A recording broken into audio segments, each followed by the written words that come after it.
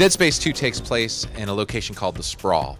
It takes place 3 years after the original game. It's a space city that got built up on one of the moons around Saturn. The moon's called Titan.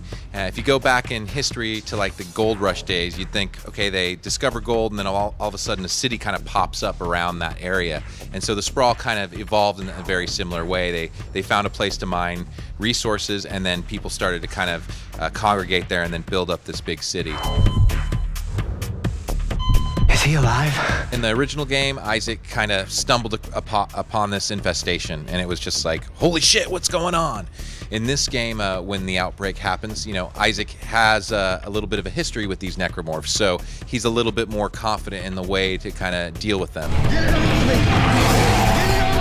We're very proud of what we did with Dead Space. We're very proud of the franchise, and it would be ridiculous for us to step away from our roots. From the terror and the horror and the suspense and the tension and all those elements that made that game fun and really resonated with people is what we want to deliver. So I'm not sure why people think that we're going in some kind of wacky run and gun direction. That's not the case. I think what we're really focused on is making Dead Space 2 the very best Dead Space game it can be, and that's going to come through refinements of what we have there. There's so much shit in my head. One of the new things that we're doing is really playing up more interactivity in the environment.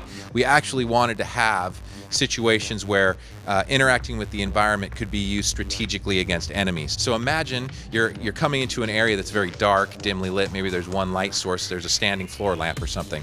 A necromorph might run through it, knock it, create all these cool shadows, and then create more of a challenge because now you're in a darker area, really relying on the light source on Isaac's weapon of choice to take care of those guys. So that's one way.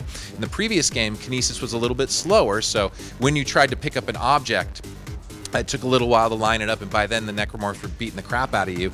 So in Dead Space 2, Kinesis is much snappier, so you can grab something really quick and then fire it off. Now we've kind of stepped it up a notch on the gruesome element, and you can actually, you know, stab them with these big pointy pieces of metal or even their severed limbs and nail them up to surfaces. So that's very different. And then the last thing that I showed you was decompression. So again, you're out in space, and one of the big things for Dead Space is we're all about real space, real terror.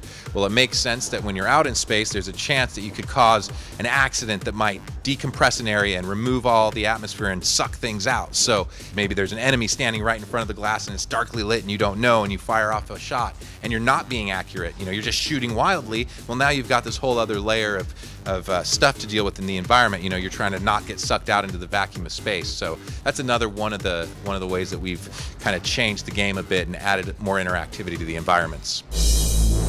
Where are you going? Audio is critical in Dead Space, and really in Dead Space and in Dead Space 2, we're focused on making sure that the audio provides gameplay tells, so that people know, okay, I hear a particular roar of an enemy, okay, that tells me I have to use this type of strategy to defeat him. You know, the littlest of sound can be a cue that tells a player, okay, this is going to happen, or for that matter, might fake you out. You might hear a sound and expect something to happen, but it doesn't. So it really keeps you on your toes. It keeps you fully engaged with all of your senses, not just the visuals, but also, you know, listening to the game. So that's really important.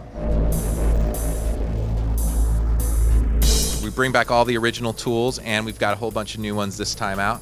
The Javelin gun's kind of like a more powerful nail gun, so to speak. So I was able to actually impale enemies and nail them to surfaces or nail them to the ground, and then the alt fire on that actually allowed me to either electrocute or burn the enemy. So that was one application. The other one was I was able to shoot some of those javelins into the ground, and then as multiple enemies came towards me, I could use it as kind of an area of effect. The detonator is kind of more of almost similar to a trip mine, where you can actually create a perimeter or create an area in front of you where you can try to lure the necromorphs into and dismember them. You will see Isaac's face, he will speak, and maybe you'll hear some thoughts from Isaac in the game. Dead Space 2 will be out on Xbox 360 and PS3 soonish in the future. Isaac, we're all gonna burn for what we did to you.